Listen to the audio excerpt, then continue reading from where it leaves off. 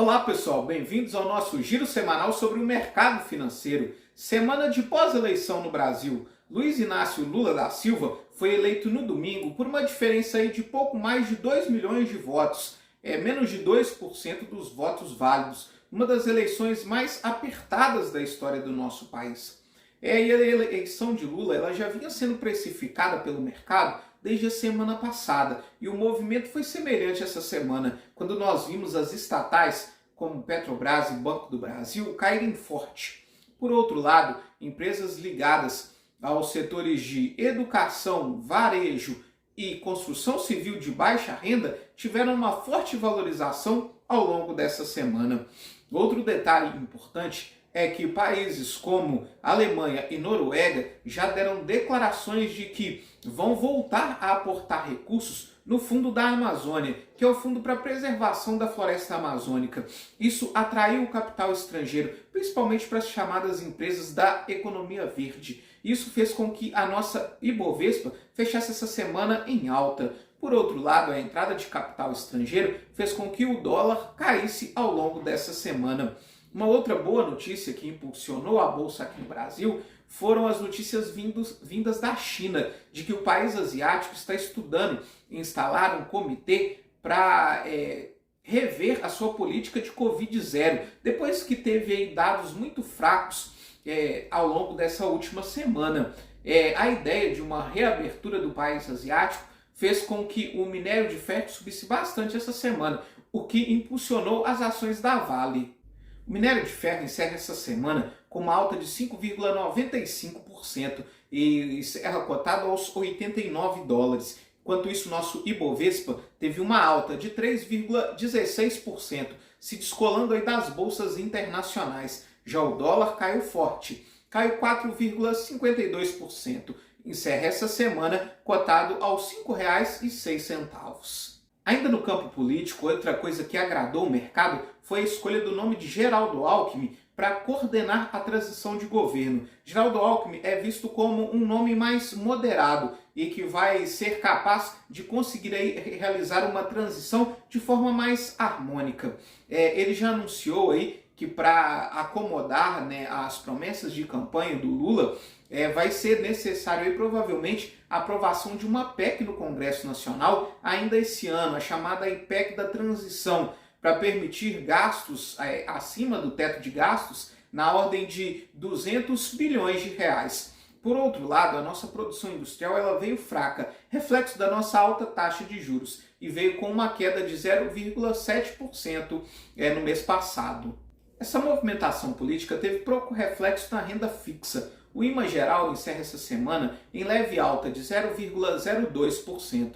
Enquanto isso, os pré-fixados, o IFM, ele encerra essa semana com uma alta de 0,14%. Já os juros futuros, o DI para janeiro de 23, ele permanece basicamente estável, já que nós não temos uma perspectiva de alteração da Selic ainda esse ano.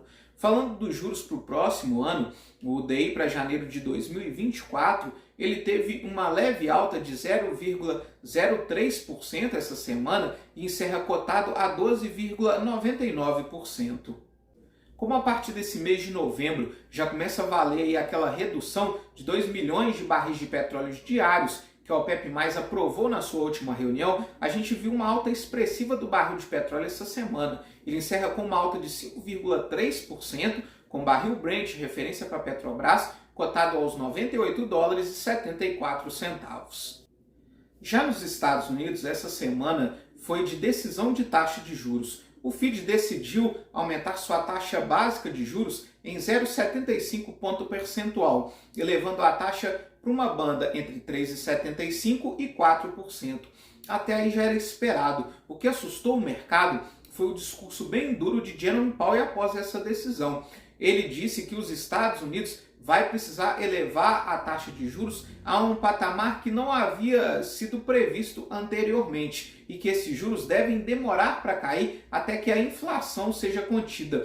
Isso derrubou as bolsas nos Estados Unidos. Porém, na sexta-feira, a divulgação do payroll, que veio com uma criação de 261 mil vagas de emprego, acabou aliviando o mercado. A criação de vagas veio acima do esperado, mas porém a taxa de desemprego nos Estados Unidos subiu de 3,5% para 3,7%, dando a entender aí que provavelmente o Fed vai ter que segurar um pouco essa subida da taxa de juros para não poder colocar os Estados Unidos em uma recessão econômica.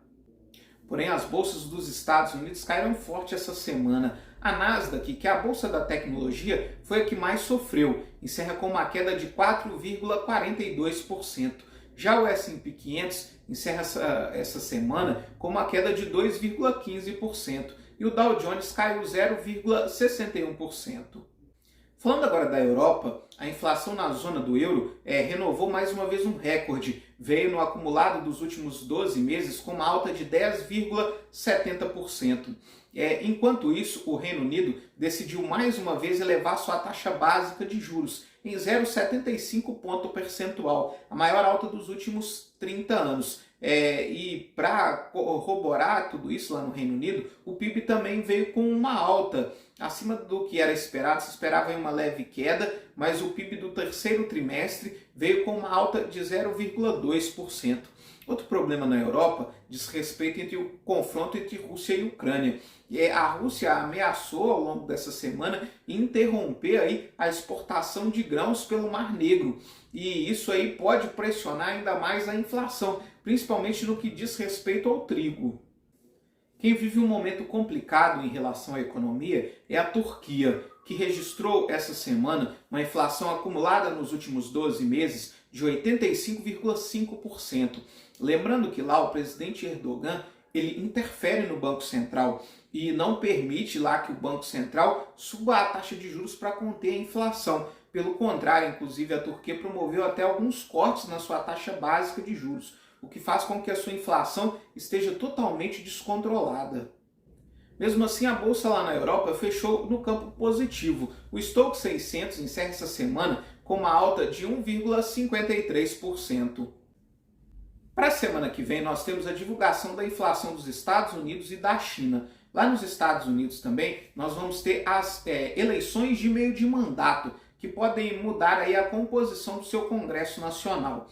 Aqui no Brasil, nós temos a divulgação do nosso Índice Oficial de Inflação, o nosso IPCA, mas todas as atenções do mercado brasileiro vão estar voltadas para a equipe de transição e principalmente qual vai ser a nova composição da equipe econômica do novo governo federal. A gente já sabe, né, que o Ministério da Economia vai deixar de existir, vai ser dividido em 4 ministérios: Planejamento, Fazenda, Micro e Pequena Empresa e Indústria. E a expectativa fica pelos nomes que vão assumir esses ministérios e conduzir a nossa política econômica a partir do próximo ano.